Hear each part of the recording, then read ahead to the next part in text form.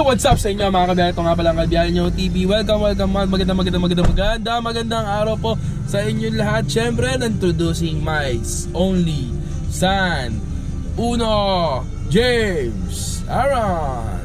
Yan, si James Aaron ay isang boy. Yan, siyempre magandang araw sa inyo lahat mga kapatid.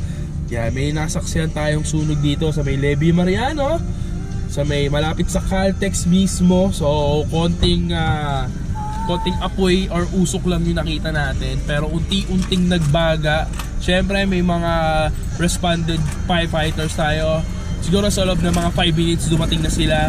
Napaka-salute sa mga taong to. May mga volunteers, di ba?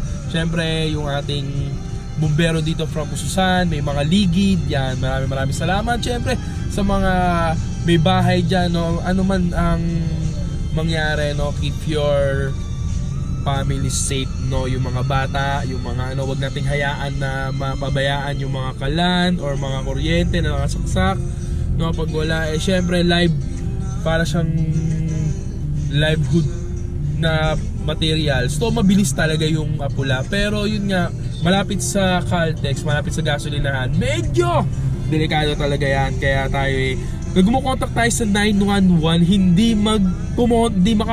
ako makakontak sa 911.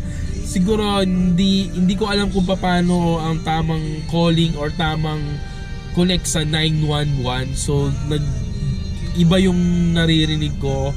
Meron naman akong load para makatawag ng regular, only naman yon.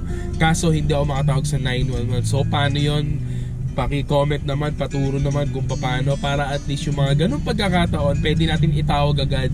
Sa kaya tayo nag-post, nag-video tayo para at least maalarma yung mga bumbero natin or yung mga barangay natin na maka-responde dyan sa may, yun nga, sa nangyaring sunog.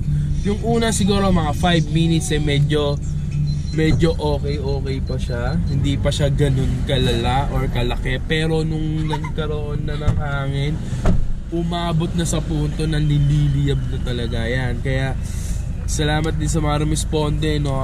Yung buti maluwag yung daan. Talaga Levi double highway kasi talaga maluwag.